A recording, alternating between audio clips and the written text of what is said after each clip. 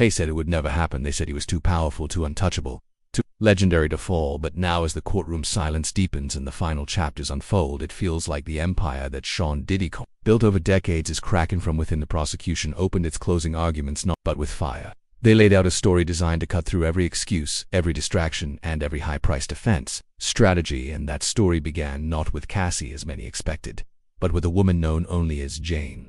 The prosecutors told the court that Jane had been deceived by Diddy in September 2023, but once aboard the private jet, his real plan was revealed through a trail of text messages to escorts arranging what he called a freak-off that same night in a high-end hotel in New York. This was under one-time event. The prosecution said a calculated operation fueled by coercion, manipulation, and in some cases pure fear. By October 2023, the pattern became more disturbing. Jane was invited to what was supposed to be a sobriety celebration. Instead, she was pushed into acts she never consented to. She texted him saying she was not an animal or a porn star. Yet days later, he had her involved in another incident where she reportedly vomited and was still pressured to perform again. The word force may be debated in court, but the prosecution insists the line was crossed through coercion, psychological pressure. Then came June 2024, perhaps the most chilling moment of all. Jane was living in an LA property paid for by Diddy. They had a heated argument, and what followed is what prosecutors say is undeniable evidence of coercion. Diddy used her phone to contact a male escort, brought him to the house, and what happened next felt like something out of a nightmare. Jane testified that the escort cornered her in the bathroom, tried to make her take ecstasy. She refused, but he aggressively confronted her. When she said no again, he said, "Is this coercion?" And in a moment that may define this trial, the prosecutor looked the jury in the eye and said, yes, that was coercion. That single moment, if believed, is enough for a conviction under sex trafficking law. And the prosecution made sure the jury knew it only takes one instance to convict, not one with each woman, not one for every event, just with all force, and it's enough to take down the man who once ruled the music industry. And while Cassie's testimony is yet to be fully addressed in these closing arguments, her name lingers in the courtroom like a ghost waiting to step forward.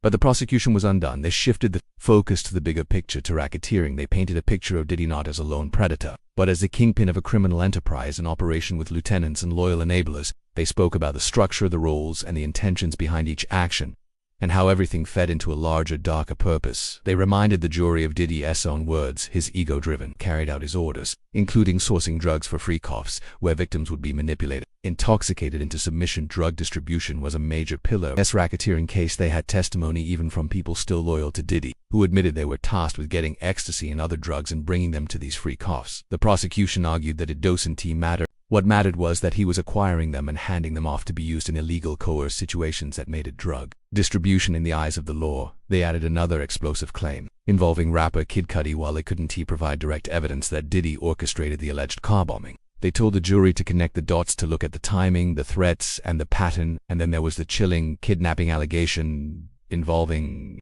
Capricorn Clark. Again, the prosecution admitted they didn't have a confession of witnesses' text messages, behavior, and fear, and all of it pointed back to one man. And throughout it all, the prosecution emphasized the rule of law, not fame, not money, not reputation. They asked the jury to look beyond the suits, the sunglasses, the records, and the glamour, and see what was beneath that racketeering requires just to predicate acts. And they had laid out more than enough, from sex trafficking to drug distribution, from fraud to coercion, from emotional captivity to literal physical manipulation. And they brought it back to Jane, a young woman with no power, facing a man who had it all. And they asked, what kind of justice system would we be if we let that power silence her? They ended the day with impact, not just facts, but with a moral plea. They told the jury that this case is not about punishing a celebrity for being rich. It's about holding someone accountable who believed he was above the law. They said the music videos, the red carpets, the award shows, that performance of the real Diddy, they argued, lived in the shadows and used that persona to trap and control others. As the courtroom emptied and the lawyers packed up their arguments, the energy was unmistakable. This was about a man who had once been a symbol of success,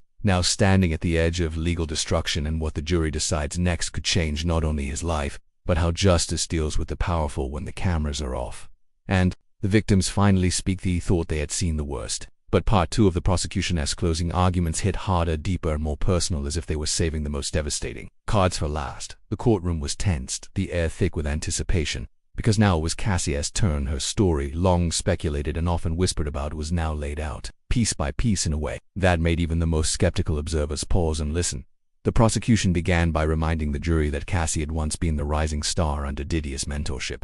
She was young, talented. With Diddy, they argued, was not a romance. It was a power play, a psychological maze designed to trap her in a cycle of dependency, fear, and manipulation. The jury was told about the infamous flight from France to New York, a detail that had T received full attention. A video of a previous freak-off one she'd been forced into, and with chilling calm, he allegedly told her, if you don't participate in another when we land in New York, I will release this video and embarrass you in public. The prosecution said threats and control to force someone into an act they would never consent to freely. It wasn't just shocking, it was strategic. This moment, Pinty Diddy, not just as a participant but as a commander of events, someone who calculated outcomes and used emotional weapons as effectively as any physical force. The prosecution reminded the jury that while Cassie may have had fame, she had no power in this situation. She couldn't walk away because walking away meant risking her career, her image, and her personal safety. This was about psychological captivity, a modern form of imprisonment. With earlier witness testimony, described Diddy's obsession with recording everything, using phones, cameras, even security systems to document the freak.